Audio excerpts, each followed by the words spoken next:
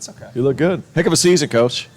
Have you had time to sit back and look at it, or has it been still No, full because I'm go? mad we're not playing tomorrow. Well, I know. I ran into Shaka a few years ago. I think it was in – what was it? It was in San Antonio about 5 years ago, and you're just like, man, once you get there, there's nothing like it, right?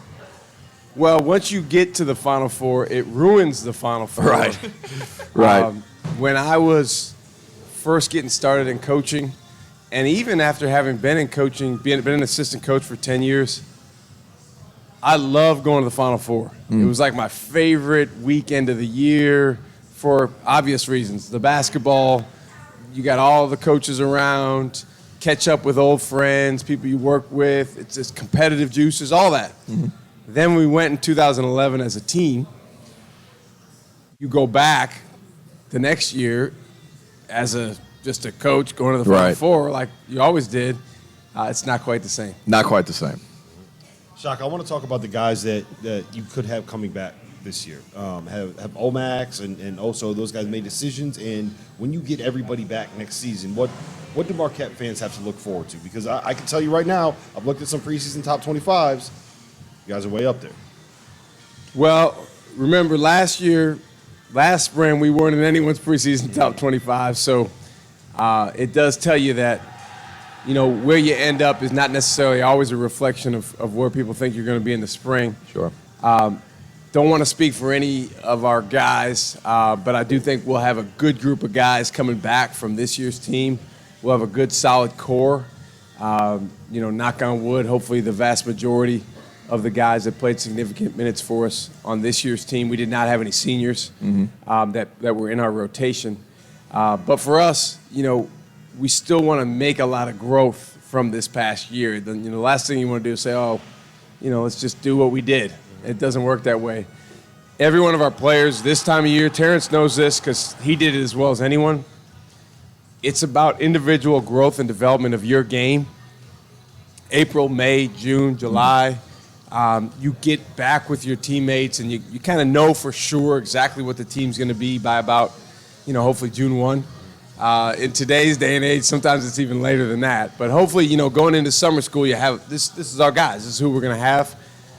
Between now and then, it's about, I think ball handling, to me, is the number one skill in the spring.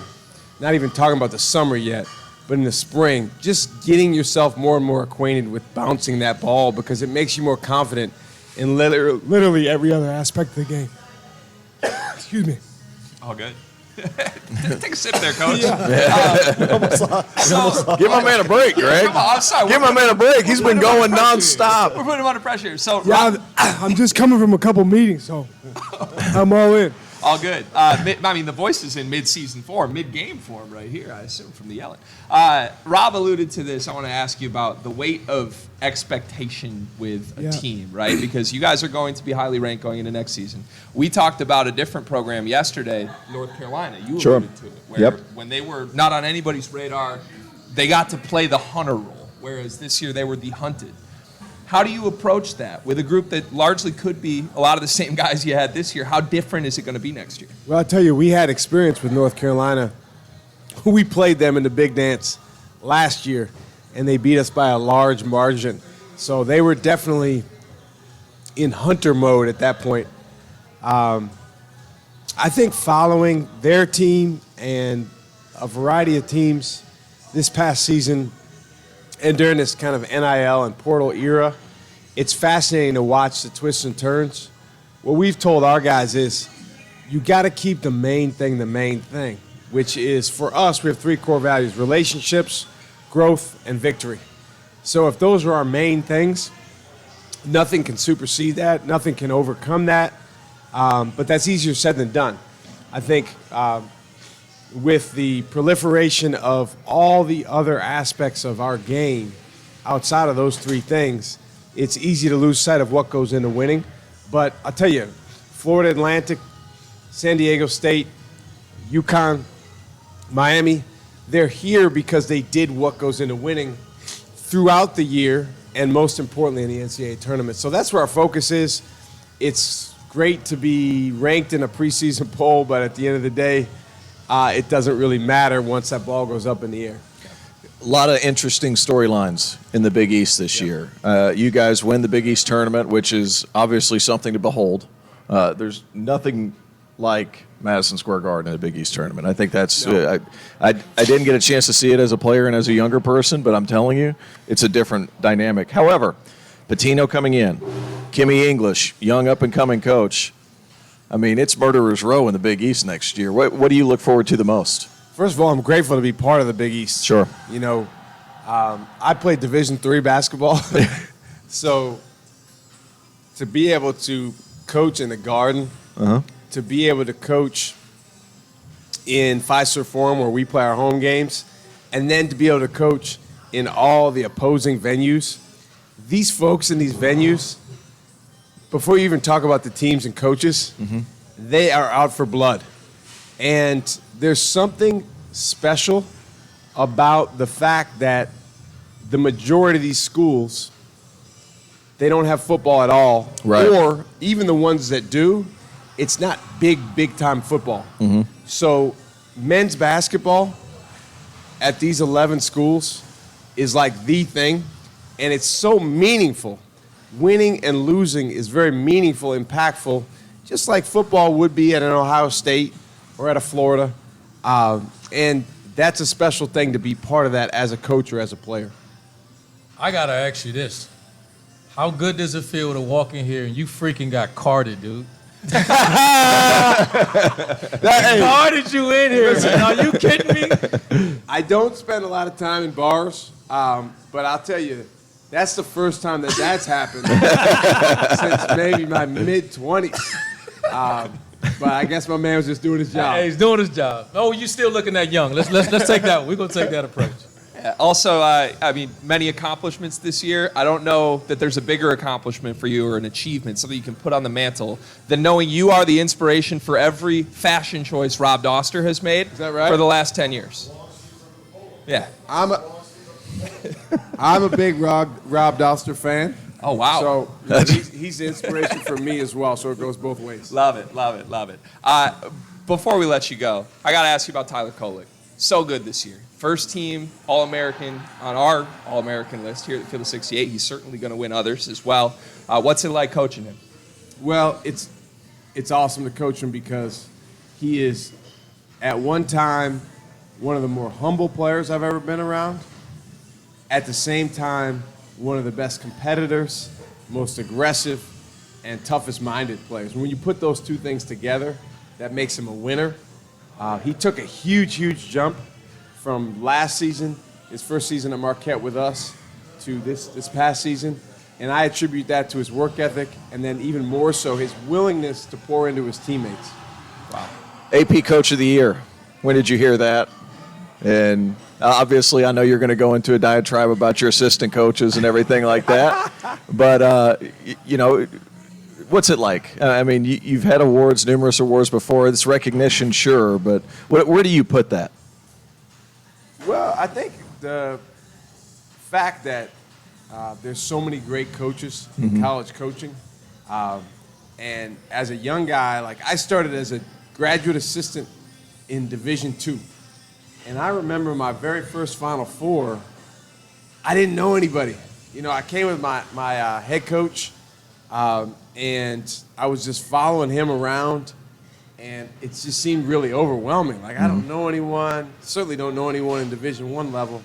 And so it's been fun, like, just to kind of go along this journey with other guys that got in the business along the same time. Listen, we all know that any coaching award or accolade is a direct reflection of your team. It's a team sport. And more importantly, your players. So this is an award that Tyler Kolek, Oso Ighodaro, Cam Jones, Omax Prosper, those guys earned the award. But I am looking forward to, at some point this spring, getting our entire extended staff together and taking a picture with, you know, Coach of the Year trophies, and just to convey to these guys visually that this is truly a group and team endeavor, and there's no other way I would like it. Yep. Shaka, what's been from the start, from VCU to now, what would you say the biggest thing you've grown? Honestly, and I'm still working on this every day, not trying to control everything. I think the longer you do this, and I think Jim Larinaga might be the best in the country at this, is why he's coaching tomorrow. The longer you realize you don't control as much as you think. You think you do. Yep. You wake up in the morning, you got all these plans, you got your practice plan, you got your scouting plan, all that. But at the end of the day, you have a very small percentage of control. You have some influence for sure, and you can hopefully impact guys in a positive way. But that's probably the biggest area where I've grown, because when I was younger, I spent and wasted probably so much time and energy on just trying to like mastermind everything. And that's the other thing along with it. You're not as smart as you think either. Like, you think you control everything and you think you're really smart, but as you get older, you realize neither of those things is true. The smarter you get, the dumber you realize you are. That's a Ron Bradley That it is. quote. Wow. Yep. Full circle moment there. Hey, Shaka, I got one more for you. So when you left VCU, you ended up at Texas, right? You end up 6th year, you're a 3 seed, and then losing the first round, and you go to Marquette. It feels like Marquette is a better fit for you. So other coaches that are kind of at the level that, let's just say, Dusty May is right now, what advice would you give them when they are trying to find like what that next big job is? You know what I mean? Like, I think you've lived through that experience as well as anybody. Yeah, you know, I was watching Mike Rhodes' press conference. The press conference was yesterday, but I was watching it this morning. And he's a dear friend. We worked together for 5 years. And this is his 3rd head coaching job, Penn State. So he was here in Houston at Rice, went back to VCU as the head coach there for 6 years, and just got named. Well, you're exact. Division I. You're right. You're right. So this is his 4th head coaching job, but this is his 3rd Division I head coaching job. And I'm watching him in his press conference, and he had ultimate command of what he was saying and the message that he was trying to give fans, players, everyone that was listening. And I thought to myself, yeah, it's his 3rd time doing this at the Division I level. And he's really grown and developed, and he's learned from each stop. I don't think you can really write a script for this is what Dusty May, for example, should do after going to the Final Four or maybe even winning it all at FAU. I think for him and his family, he's got to kind of figure it out. I will say this. Most of us, when we take jobs, it is embarrassingly low, the percentage of the important information that in other industries people gather and think about before they make a huge decision like that about where they're going or who they're going to be around. I mean, Randolph knows it's like our profession is like, it's really silly in that, like, okay, there's a job open and they call you and you interview. And it's like you got to make a decision in 24 hours. You haven't even been to the place. You don't even know, okay, who's this going to be? What's that going to be? Where are we going to live? None of that. In most other professions, you have time to at least evaluate that stuff. And so in some ways, you kind of get lucky or unlucky, depending on the situation. But you certainly want to go somewhere where you can be yourself.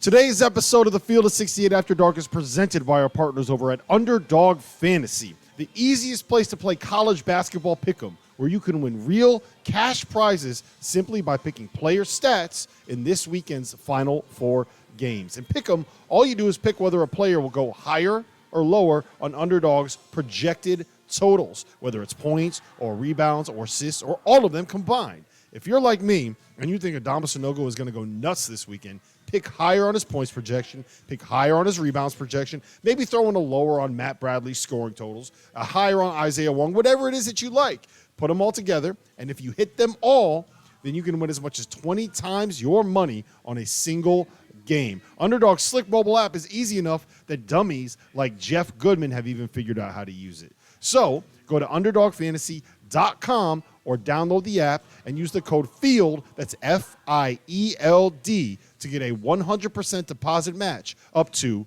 $100.